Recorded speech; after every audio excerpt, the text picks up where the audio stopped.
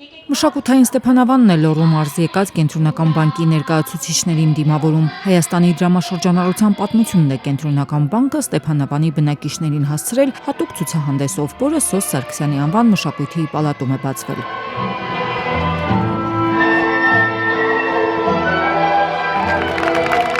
Ես կարծում եմ շատ լավ մշակույթ է, մեր փորձը ցույց է տալիս, որ բավականին մեծ հետաքրքրվածություն կա մարզերի բնակիչների կողմից։ Կենտրոնական բանկի արտագնա այս ցուցահանդեսներն արդեն ավանդույթ են դարձել։ Մարզ կենտրոններից բացի նաև խոշորացված համայնքներում են հիմա դրանք կազմակերպվում, ել ավելի շատ մարզաբնակների հնարավորություն տալով ծանոթանալ հայկական դրամի բազմադարյա պատմությանը։ Նախորդ այցերն ապացուցել են, որ մարզերում նման ցուցադրությունների պահանջը կա։ Մենք նաև բացահայտեցինք, որ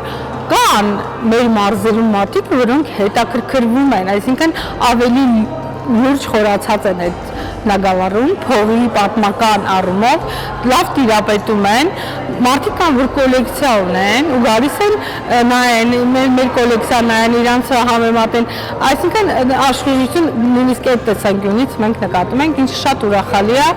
Տարբեր պատմական ժամանակաշրջանների նմուշներ են ներկայացված ցուցադրությանը, Արտաշեսյան թագավորության դրամներից մինչև Հայաստանի առաջին եւ երրորդ հանրապետությունների թողարկած դրամական նմուշներ ու հուշադրամներ, բայց Ստեփանավանի ցուցադրությունն առանձնահատկություն ունի։ Առաջին անգամ Կենտրոնական բանկը մարզ է տարել նաև Ծոփքում հատված Երվանդունի արքայատողմի դրամները, որոնք եղել են դեռ Տիգրան Մեծի դրամներից առաջ։ Մենք անընդհատ այս շրջիկների ժամանակ բերում ենք մեր հետ, որպեսզի ներկայացնենք առաջի հայատառ մետաղադրամը,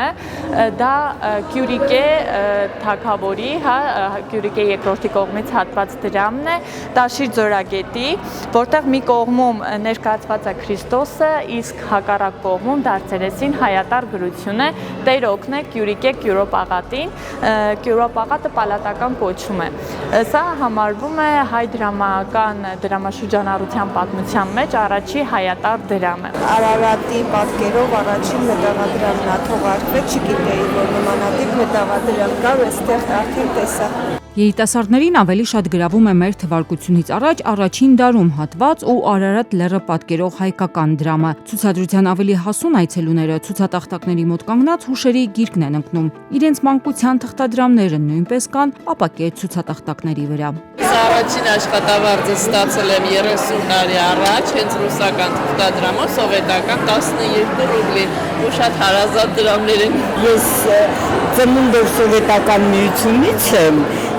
իսկ ինձ հետաքրքիր էր մեր պատմական դրամները, ինչ կարգի են եղել։ Բայց միայն դրամաշրջանառության պատմության ներկայացմամբ Կենտրոնական բանկը չի սահմանափակվում։ Մեկ շաբաթյա ցուցադրության ընթացքում այցելուները հնարավորություն են ստացել ծանոթանալ Կենտրոնական բանկի գործառույթներին, մասնակցել տեղեկատվական դասախոսության, քաղաքացիների ֆինանսական իրազեկվածությունը բարձրացնելու նպատակով։ Ծրագրում ներառված են նաև զեղծարարությունները կանխելու վերաբերյալ ֆինանսական կրթման նյութեր։ Մանդատի ներքո մենք ունենք ֆինանսական կրթման պատասխանատվությունը եւ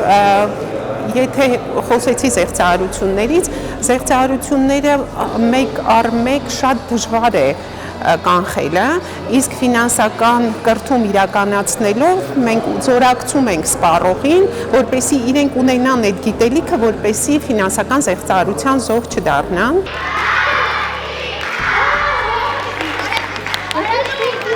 Ցուցադրության ամենափոքրիկ այցելուները դրամի պատմության մասին նաև իրենց ավելի հասանելի տարբերակով են տեղեկություն ստանում հեքիաթի միջոցով։ Հեքիաթագիր Արփի Մաղաքյանը իր հեղինակած գիրքը Տիգրան Մեծի հեքիաթն է ներկայացնում երեխաներին հայկական դրամի մեր թագավորների մասին իրական փաստերը ներկայացնելով պարզ հեքիաթային տողերում։ Երբ որ ընթերցողը իրեն թվում է, որ սա հեքիաթ է, հորինվածք է, սա փաստ է, չէ, այստեղ հորինվածքին հաջորդում է փաստը, հետո էլի փաստը, ամբողջը փաստագրական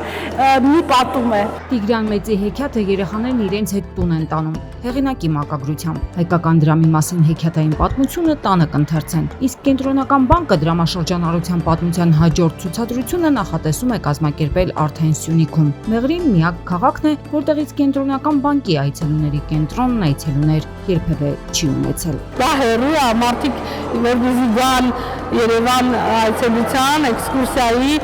գիշերակացով պիտի գան, դա շատ դժվար է, դրա համար այդպես մենք կգնանք այնտեղ երևի ավելի երկար կմնանք։ Հայկական ամենատարբեր ժամանակները ներկայացնող դրամները մեղրի կգնան աշնանը։